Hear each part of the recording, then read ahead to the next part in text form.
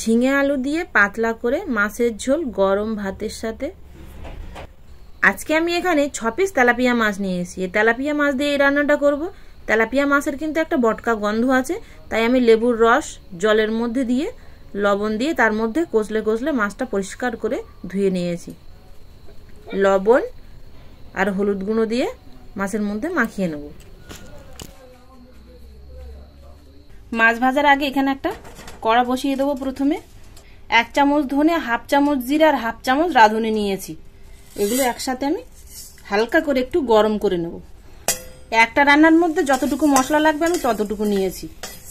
মশলাটা গরম হয়েছে আর মশলা থেকে সুন্দর একটা গন্ধ ছাড়ছে। এবার কিন্তু মশলাটা নামিয়ে নেব। আবার কড়া বসিয়ে দিয়ে গরম হয়ে গেলে সর্ষের তেল দিয়ে দেব।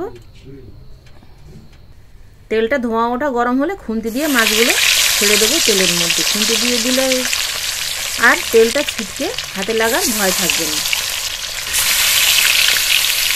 ঝিঙেগুলো খোসা সমেতই ধুয়ে পরিষ্কার করে নিয়েছি।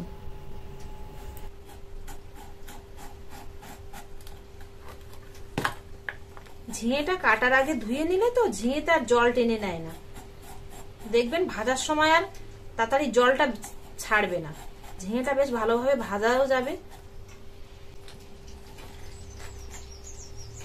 ঝিঙের ভেতরে তাই দেখুন পচা বেরোনো। মাছের একটা পিঠ হয়ে গেলে আর একটা পিঠ উল্টে দিতে হবে ভাজার জন্য।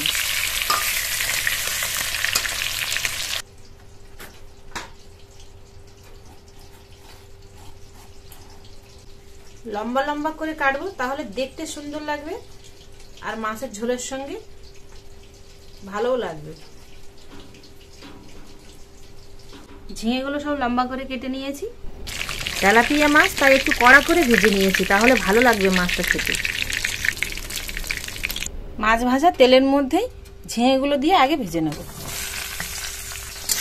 ঝিঙে ভাজার সময় কিন্তু ফ্লেমটা হাইতে রাখবো।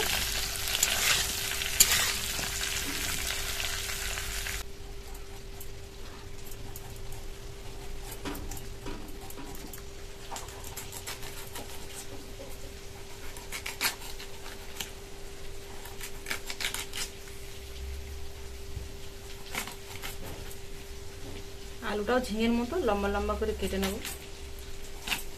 বড় আলু তাই মাঝখানটা একটু চালা করে নিলাম।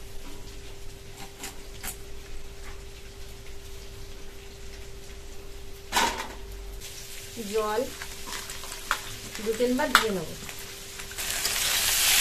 ঝিঙেটা ভেজে নিয়েছি। দেখুন ঝিঙেটা কিন্তু খুব সুন্দর করে ভাজা হয়েছে আর ঝিঙে থেকে কিন্তু জল ছাড়েনি। দেখুন ঝিঙেটা তুলে নেবো, খুন্তি দিয়ে তুলবো। কড়ার সময় ঢালবো না, তাহলে কড়াই যে তেলটুকু আছে না সেটুকু কিন্তু এর মধ্যে থেকে যাবে, তাহলে আবার অনেকটা তেলের মধ্যে রান্নাটা হয়ে যাবে। এটা তুলে নেওয়ার পরে দেখুন কড়াই কিছুটা তেল আছে, এর মধ্যে আর অল্প পরিমাণে তেল দেব। তেজপাতা, কালো জিরে দেব, আলু দিয়ে দেব,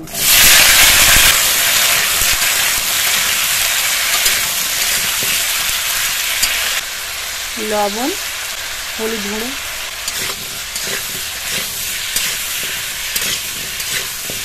আমার কাছে কাঁচা লঙ্কা নেই তাই আমি আলুর মধ্যে 1 চামচ ঝাল লঙ্কার গুঁড়ো দিয়েছি, যেটা ভিডিওতে মিস হয়ে গেছে। তো আপনারা কাঁচা লঙ্কা দিয়ে বানাবেন। সব কিছু দিয়ে এবার ভেজে নেব। আলুটা খুব ভালো করে ভেজে নিয়েছি আর ভাজতে ভাজতে আলুটা কিন্তু দেখুন এরকম কিছুটা সেদ্ধ হয়ে গেছে। এবার জল দিয়ে দেব।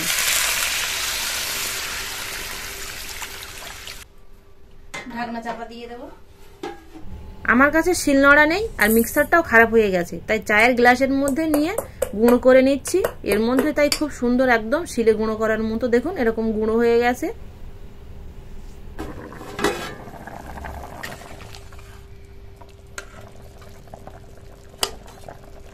আলুটা হাফ সেদ্ধ হয়ে গেলে এর মধ্যে ভেজে রাখা ঝিঙেটা দিয়ে দেবো। তেলের থালাটা ধুয়ে জলটা দিয়ে দেবো। আবারও 2 মিনিটের জন্য ঢাকনা চাপা দিয়ে দেবো, বাকিটুকু সেদ্ধ হয়ে যাবে। আলুগুলো পুরোপুরি সেদ্ধ হয়ে গেলে ভেজে রাখা মাছগুলো দিয়ে দেবো। মাছগুলো দিয়ে ঢাকনা চাপা দিয়ে 2 মিনিট ফুটিয়ে দেবো। 2 মিনিট পরে লবণটা চেক করে দেখেছি, লবণটা একটু কম আছে, তাই আর একটু লবণ দিয়ে দেবো আর ভেজে রাখা মশলার গুঁড়োটা দিয়ে দেবো। আর 1 মিনিট মিডিয়াম ফ্লেমে ঢাকনাটা চাপা দিয়ে রাখলেই কিন্তু রান্নাটা হয়ে যাবে। দেখুন এবার পাতলা ঝোল রেখেছি আমি, আপনারা ঝোলটা কমাতে পারেন। এবার নামিয়ে নেব। গরম গরম নামিয়েই গরম ভাতের সাথে সবাইকে খেতে দেবো। আপনারাও একইভাবে বাড়িতে বানিয়ে খেতে পারেন। এই গরমের সময় পেটকে ঠান্ডা রাখতে এই সিম্পল পাতলা ঝোল ঝিঙের সিম্পল রেসিপিটা কেমন হলো কমেন্টে জানাতে ভুল করবেন না।